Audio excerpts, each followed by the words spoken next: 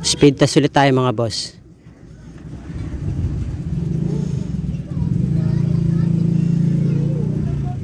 Makita nyo mga boss, oh, diba?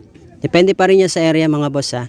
Ngayon, kapag kaganyan mga boss, yung inyong download, mas mataas pa dito, mas maganda. Pati yung ping nyo, kung mababa, mas maganda rin mga boss.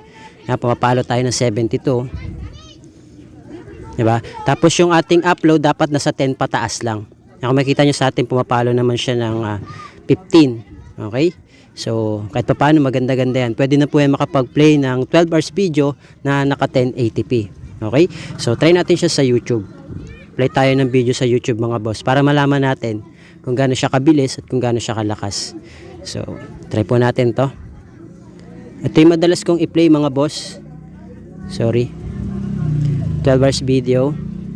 Yan, ito yung madalas kong i-play mga boss dahil ito po yung merong 12 hours video na naka 1080p.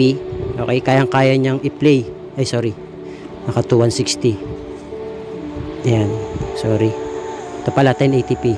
Yan. Forward natin. Yan, forward natin. Makikita niyo mga boss, 'di ba? Mabilis din po siya at malakas din. So depende pa rin po 'yan sa area, ha. Hello mga boss, welcome back dito sa ating YouTube channel. Kumusta? Salamat nga pala sa walang sawa at patuloy na pagsuporta dito sa ating YouTube channel. Okay, so meron na naman tayong i-update sa inyo mga boss para po sa lahat ng mga gusto pong mapalakas yung kanilang mga internet signal. Okay, lalo na ngayon mga boss, ay nagdaan ng bagyong si Christine at naghahatak pa. Okay, itong si Christine na meron na naman tayong panibagong masamang panahon o yung bagyo, tawagin. Ito po ay si Leon. Okay, so papalapit na rin po siya at yun nga po, ay parang hihigupin niya pati si Christine. Okay, parang baka magsanib pwersa pa. Pero I pray mga boss na hindi na po mangyari to. And ngayon pa lang isama po natin sa panalangin. Okay, na malusaw na po itong mga bagyong ito. Okay? Dahil yun nga po, marami pong nasalanta, marami pong nasirang mga bahay at ari-arian. Sama nyo na po sa prayer na matigil na po dahil yun nga po, dumana yung bagyo, di pa tayo nakaka-move on, lalo na sa mga nasalanta, okay, naapektuhan ng pagbaha. Okay? Sira yung mga ari-arian, I pray na hindi na po ulit matuloy itong isa pang bagyo. Okay? So, sama natin yan sa prayer mga boss. Ngayon mga boss, okay? So, dahil nga nagbagyo-bagyo, kahit pa paano medyo malakas pa sa area ko. Okay? Ulitin ko po, depende pa rin po sa location. Ngayon, pwede nyo pong itry ito kung kaya nyo pa pong lumabas, kung di naman po kayo affected na area, at kung kayo po ay may panahon pa. Okay? Ngayon, kung makakanood kayo ngayon, okay, may signal sa area nyo. Okay? So, try nyo po ito. Basta tuloy-tuloy po tayo sa pag-share ng kung paano makakatipid o kung paano mapapalakas yung inyong internet signal. Okay, so simulan na po natin mga boss. Punta tayo sa settings sa mga phone natin. Connection, mobile networks, access point names. Yan, so gagawa tayo ng panibago mga boss, mag-a-add tayo. So, good for all networks po ito at pwede po ito, okay, sa dito SIM, pwede po sa Smart, Token Text, Globe TM. Try nyo na lang po kung ano po yung gamit ninyo, lalo na sa mga naka dito SIM. So, ako po ay naka Token Text. Ang promo ko po ay Only Data. So, nakabukas na mga boss yung aking mobile data at yung hotspot. Bakit po nakabukas yung hotspot ko? Kasi po, shareable yung Only Data. Ibig sabihin po nun, ay pwede po may connect yung mga nandito sa bahay.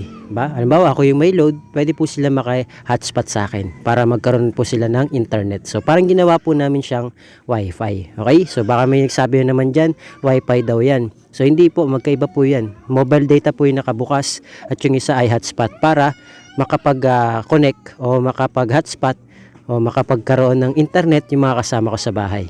Okay? So, kaya nakabukas yan mga boss kasi nakakonect sa akin yung mga nandito sa bahay. Katulad yan, yung anak ko, okay, nanonood siya sa YouTube Kids. Yan, kaya nakabukas yan. Kapag inop ko yung mobile hotspot, hindi na siya makakonect. Okay, wala siyang internet. Okay? So, ngayon mga boss, bago pa natin simulan, okay, kung gusto niyo pong malaman kung may only data o wala yung inyong SIM card, yung token text o smart ninyo, pwede po kayong pumunta sa dial, *123 number sign. Okay? I-call nyo para malaman nyo na kung may only data o wala. Kapag ka merong only data mga boss yung inyong token text or smart, SIM card, congratulations. Kasi selected SIM lang po yung merong ganyan. Pero kung wala, pasensya na po. Yun nga po, selected SIM lang po kasi yung merong ganito. Okay, nakadepende po yan kay Lolo Smart kung mauulanan yung mga SIM card ninyo. Tapos kung may magtatanong naman po kung saan may mabibili niyan, okay, depende na lang po sa mga may stock na unli data. Okay? Pero ingat pa rin po kayo kasi hindi po lahat ng unli data na SIM card na binibenta online, okay, ay legit. Kaya mas maganda i-PM kayo or magkaroon kayo ng pwede rin COD, di ba? I-check nyo rin o kaya meet up. Kung malapit lang, pwede kayo mag-meet up para malaman kung legit ba o hindi. Okay? So depende pa rin po yan sa seller at nakadepende rin po sa inyo kasi usong-uso po ngayon yung pang-scam. Kaya ingat-ingat din po. Okay? So ulitin ko po kapag ka merong unli data yung SIM card ninyo, congratulations. Kung wala, pasensya na po. Kasi hindi po lahat ay merong unli data. Selected SIM lang po yan. Okay? So, ngayon mga boss, punta tayo dito sa settings natin. Isi-set up na po natin yung ating panibagong APN. So, ito po siya mga boss. Lagay nyo dyan. Geo APN 5G. Yan. Geo APN 5G. Kaya po siya 5G. Speed like a 5G lang po. Pero yung phone ko ay 4G supported lang po siya. Ngayon kung 5G yung phone nyo, mas okay ito kasi mas mabilis siya. Okay? Pero yun nga po, kahit 4G lang yung phone natin, speed like a 5G naman po siya. So click natin yung okay. Dito naman tayo sa APN mga boss. Ito po yung magiging APN nyo. GeoNet. Yan lang po ilalagay nyo. APN nyo, GeoNet. Okay? Yan po ilalagay nyo. Click natin yung okay. Tapos dito naman po tayo sa username. Yung username ilalagay nyo po. At GeoNet APN 5G 2024. Yan po yung lalagay nyo. Username at GeoNet APN 5G 2024. Click natin yung okay. Tapos yung kanyang password mga boss, lagay nyo po dyan. At Geo APN 2024. Yan po at Geo APN 2024. Click natin yung okay. Tapos yung server nyo naman mga boss, ito po ilalagay nyo. www. Malaki po yung G, google.com. Yan malaki po yung G sa Google. www.google.com. Click natin yung okay. Tapos dito naman tayo mga boss sa kanyang authentication type. Naka-pop mga boss o pop or chop. Lagay nyo dyan. Okay. Pop or chop po. Tapos dito na sa kanyang APN type. May mga phone na kailangan i-type siya. May mga phone naman na kailangan i-click lang. So lagay nyo na lang po dyan default. Click natin yung okay. Dito naman tayo sa APN protocol mga boss, lagay nyo po dyan IPv4, IPv6. Ngayon din po sa kanyang APN roaming protocol, IPv4, IPv6. Dito naman sa kanyang bearer mga boss, huwag nyo na pong gagalawin yan, unspecified na po yan. Bakit po? Para po yan sa mga naka 2G, 3G, 4G LTE at 5G. Okay? Kung ikaw naman ay naka LTE, pwede mo naman i-click yung dalawang yan. Pwede rin naman LTE lang. Okay? Pwede yung dalawa, basta naka LTE ka. Pwede yan dalawa o pwedeng isa lang. Okay? Ngayon sa atin kasi pangkalahatan. So unspecified na lang. Okay? Para sa pangkalahatan. Click natin yung okay. Then isa-save na po natin siya mga boss. Ngayon kapag na-save na po natin siya, i-click po natin yung ginawa nating APN.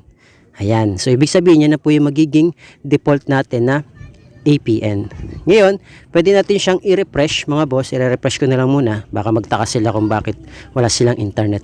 Refresh muna natin sila ng mga 5 to 10 seconds. Okay? So, depende sa inyo kung gaano katagal. Basta i-refresh nyo lang para ma-refresh yung internet speed ninyo. Okay? Then, try nyo po kagad sa speed test para malaman po natin kung bumilis ba siya or lumakas. Okay? So, wait natin mga boss. Pwede nyo po siya speed test o pwede nyo po siyang airplane mode ulit. Okay, halimbawa hindi kayo satisfied. Halimbawa mataas siyang ping natin kasi dapat nasa 15 to 25 ms. Pwede naman siya 22 lang pero nabagal. Okay, nasa 12 lang. Ngayon, gagawin nyo, i-close nyo lang. Then, airplane mode nyo po ulit. Kahit na mga 5 to 10 seconds. Depende. Nakadepende pa rin po yan sa pag-airplane mode nyo mga boss. Yan, speed test ulit tayo. para malaman po natin. Speed test ulit tayo mga boss.